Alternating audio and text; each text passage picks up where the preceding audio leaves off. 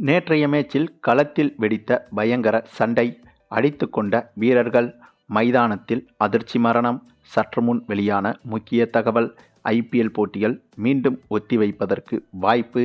அதாவது, நடந்து வரும் இந்த வருட ஐபிஎல் தொடரில் புதுமுக இளம் வீரர்கள் சிலர் சிறப்பாக செயல்பட்டு வருகின்றனர். அந்த வரிசையில் இந்த வருட ஐபிஎல் சீசனில் அனைவரது கவனத்தையும் ஈர்த்த ஒரு பவுலர் என்றால் லக்னோ அணிக்காக விளையாடி வரும் டிக்வேஸ் ரதி என்பவர்தான். பாகவதர் போல ஹேர் ஸ்டைல் வைத்துக்கொண்டு களத்தில் திமிர் பிடித்த ஒரு வில்லன் போல செயல்பட்டு வருகிறார் இந்த 25 வயதான டிக்வேஸ் ரதி. டெல்லி பிரீமியர் லீக் தொடரில் கடந்த ஆண்டு அறிமுகமானார். இதில் 10 போட்டிகளில் விளையாடி 14 விக்கெட்டுகளை வீழ்த்தியிருந்தார். மேலும் ஒரு ஓவருக்கு வெறும் 7 ரன்கள் மட்டும்தான் இவர் கொடுத்திருந்தார். இதனால் டிக்வேஸ் ரதியை 30 லட்சம் ரூபாய்க்கு லக்னோ அணி ஏலத்தில் எடுத்தது. தற்போது ஐபிஎல் தொடரில் 12 போட்டிகள் விளையாடியுள்ள டிக்வேஸ் ரதி 14 விக்கெட்டுகளை வீழ்த்தியிருக்கிறார். ஒரு ஓவருக்கு 8 ரன்களை மட்டுமே இவர் கொடுத்திருக்கிறார். முக்கியமான கட்டத்தில் நெருக்கடியாக பந்து வீசி விக்கெட்டுகளை வீழ்த்துவதில் டிக்வேஸ் ரதி வல்லவராக இருக்கிறார்.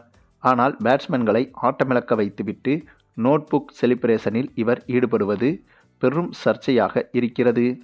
ஏற்கனவே 2 முறை இதற்காக பிசிசிஐ இவருக்கு போட்டியின் ஊதியத்திலிருந்து அபராதமும் விதித்திருந்தது. இந்த நிலையில் நேற்று நடைபெற்ற ஐதராபாத் அணிக்கு எதிரான ஆட்டத்தில் டிக்வேஸ் ரதி ஒரு அநாகரிகமான செயலில் ஈடுபட்டிருக்கிறார்.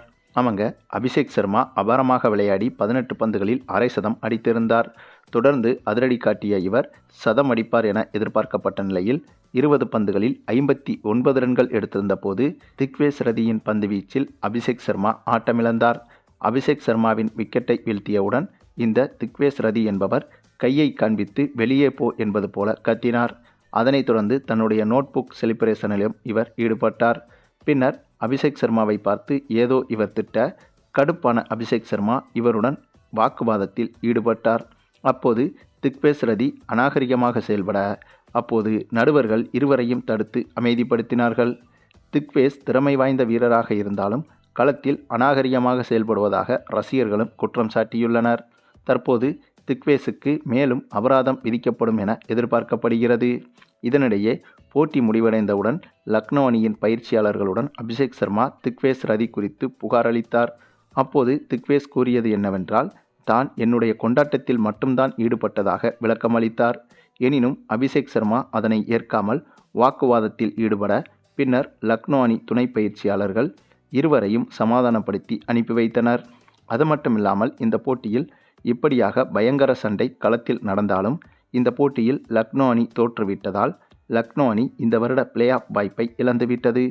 ஆகவே இந்த சோகம் தாங்க முடியாமல் லக்னோ அணியின் நட்சத்திர தீவிர ரசிகர் ஒருவர் தற்கொலை செய்து கொண்டதாகவும் தற்போது தகவல்கள் வெளியாகி ஐபிஎல் உலகை அதிர்ச்சியடைய வைத்துள்ளது.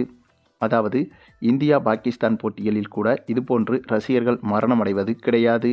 ஆனால் நேற்று நடைபெற்ற இந்த போட்டியின் ரிசல்ட்டால் ஒரு பிரபலமான லக்னோ அணியின் ரசிகர் மரணமடைந்ததாக சொல்லப்படும் இந்த தகவல் பலரையும் அதிர்ச்சியடைய வைத்துள்ளது.